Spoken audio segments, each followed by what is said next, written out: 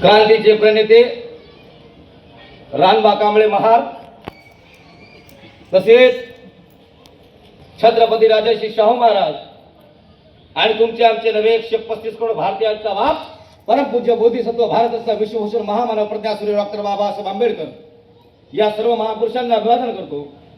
तसेच बाबासाहेबांच्या विचारासाठी ज्यांनी उभी हयात घातली, असे ज्यांचं साहित्य संपूर्ण जगाने मान्य केलं असे, ज्यांना भारतरत्नाच्या नंतरचा सगळ्यात मोठा पुरस्कार मिळाला असे, माननीय पद्मश्री नामदेव ढसाळ साहेब यांच्या क्रांतिकारी विचारांना, तसेच बाबासाहेबांचा विचार गावागावापर्यंत खेड्याखेड्यापर्यंत पोहोचणारे लोककवी वामनदादा कर्डक यांच्याही विचारांना आणि बाबासाहेबांना जग बदल घालून गावमत सांगून गेले भीमराव अशी उद्गार काढणारे लोकशाहीर अण्णाभाऊ साठे या सर्व साहित्यिक महान साहित्यिकांना मी क्रांतिकारी जय भीम करतो आणि त्यांना वंदन करतो, सल्यूट करतो।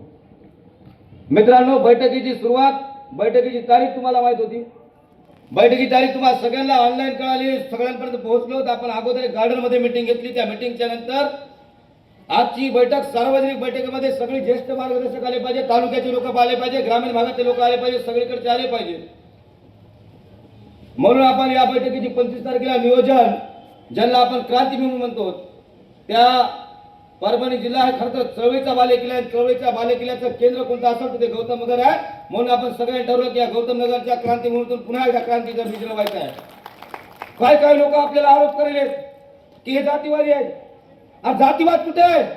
सोमनाथ सूर्यवंशी ज्यावेळेस शहीद झाले त्यावेळेस ह्या स्टेजवर शहीद लोकनेते विजय वाकोडे बाबांनी आणि आम्ही कोणी पाहिलं की वडाचा आहे का म्हणून, अरे बाबासाहेबांचा विचार घेऊन जे चालला ते आमचा आहे। जे बाबासाहेबांचा विचार घेऊन चाललं ते आमचा आहे। शहीद पोचीराम कांबळे आमचे आहेत, ज्यांनी बाबासाहेबांचा विचार डोक्यात घेतला। त्यांच्या आईचं काल दुःखद निधन झालं। खरं तर आता आपण सुरुवात करत असताना त्यांच्या आईला आपण अभिवादन श्रद्धांजली व्यक्त केली का?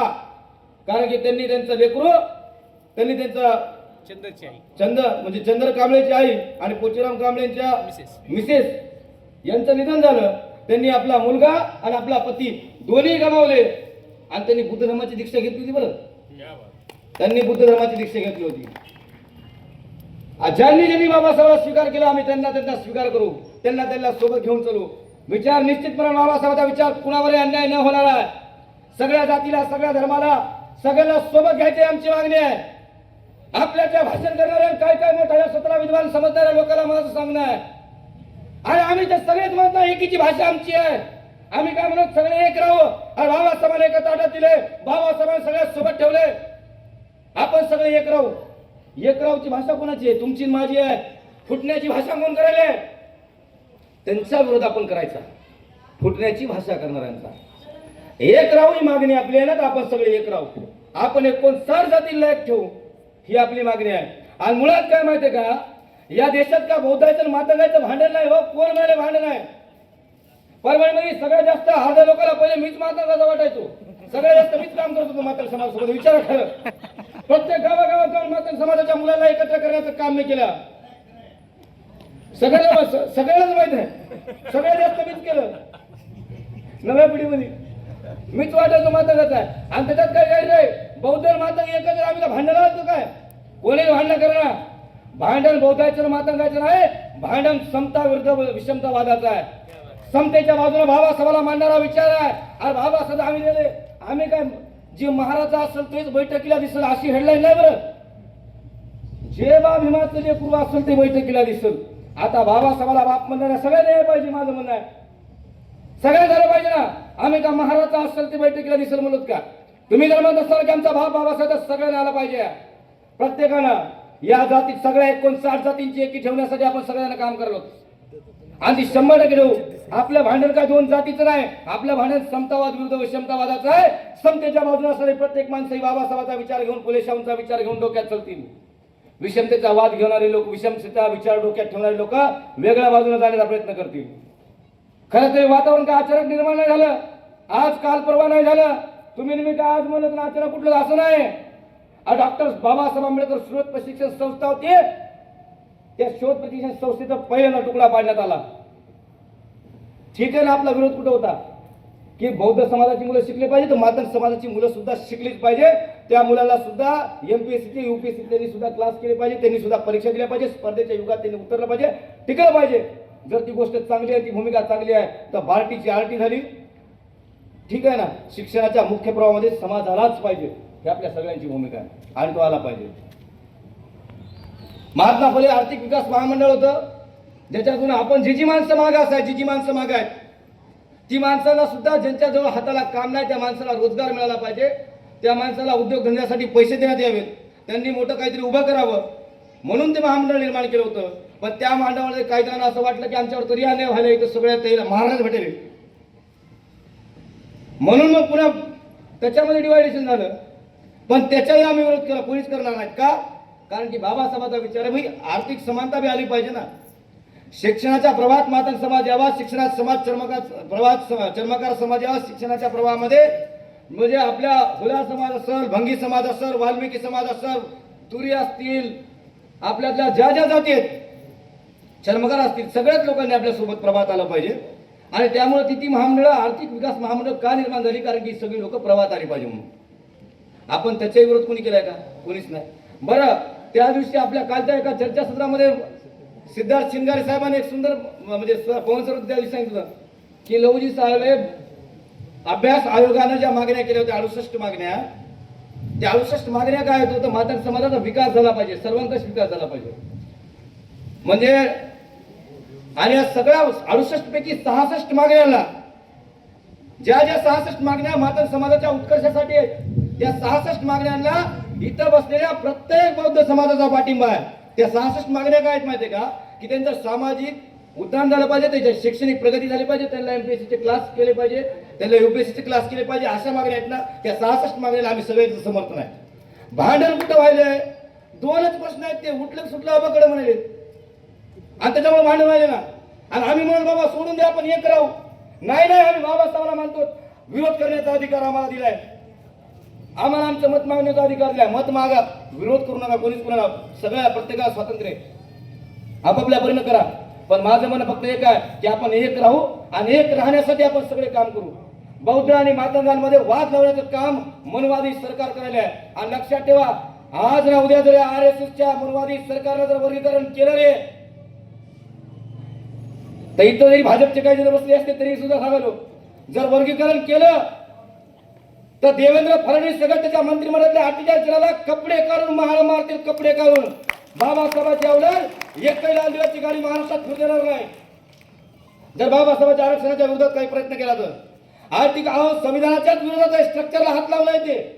म्हणजे आर्टिकल 341 असेल, आर्टिकल 338 असेल, आर्टिकल म्हणजे 40, 41, 38 संविधान काय सांगते माहिती का? आर्टिकल 41 चा 9वा पॉईंट काय सांगते माहिती का? की एससीच्या आरक्षणामध्ये तुम्हाला जर काही म्हणजे पहिली गोष्ट तर बदर समितीचा जे अहवाल आहे, त्या बदर समितीच्या अहवालात काय सांगितलं की बदर समितीचा जे अहवाल आहे, त्या बदर समितीच्या अहवालाला 341 मध्ये ऑलरेडी सांगितलेलं आहे की एखाद्या एससीच्या आरक्षणामध्ये काहीतरी बदल करायचा असेल तर तुम्हाला सगळ्यात पहिल्यांदा एससी आयोगाच्या राष्ट्रीय म्हणजे केंद्रीय कार्यालयासोबत संपर्क म्हणजे त्यांना अहवाल सादर करावा लागते. तो अहवाल सादर केलाय का? अहवाल सादर झाला नाही. बरं, एससीच्या आरक्षणामध्ये कुठलीही बदल करायचा असेल तर तो सरकारला करणं शक्य नाही. त्याचं कारण काय? त्याचं कारण काय की आरक्षणात बदल करू शकत नाही तुम्ही. त्याचं कारण एक आहे की तुम्हाला जर ते करायचं असेल तर राज्याला अधिकार नाही, तो केंद्राला अधिकार आहे. केंद्रामध्ये लोकसभेत आणि राज्यसभेमध्ये ते पारित करून ते पारित झालेले बिल राष्ट्रपती या सही येईल, सही आल्याच्या नंतर एससीच्या आरक्षणात कुठेतरी बदल होईल. एवढ्या सगळ्या कुठं केल्यावर पण या सगळ्याला नियम धाब्यावर बसून ज्या पद्धतीने वाद म्हणून पवन सर आता बोलत असताना म्हणले की बाबा शक्य नाही.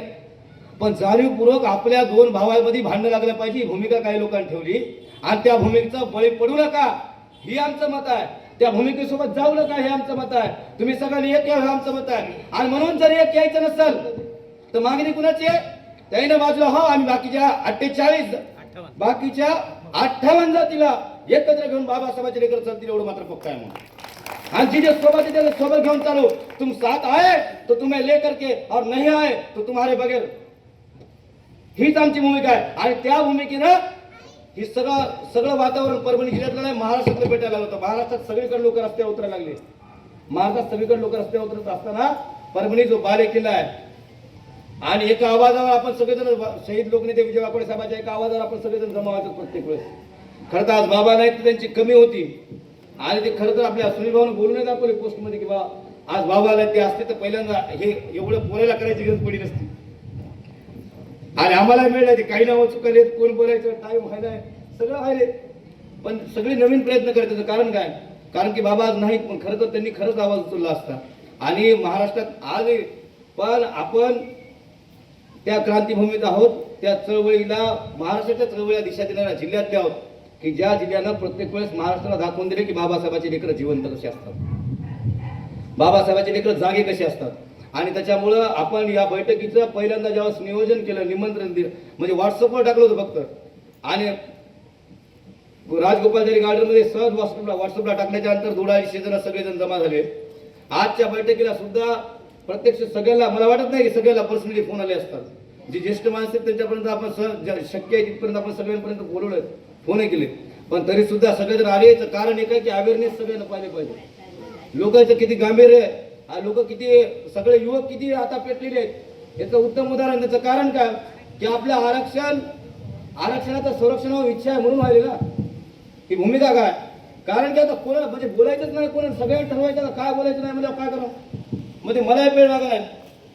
मग ते काय वेळेस कसं मध्ये तुम लढो हम कपडे संभालते, वाव आले भारी बोलले आणि बाद मध्ये भाषण कळाला हाच होऊन.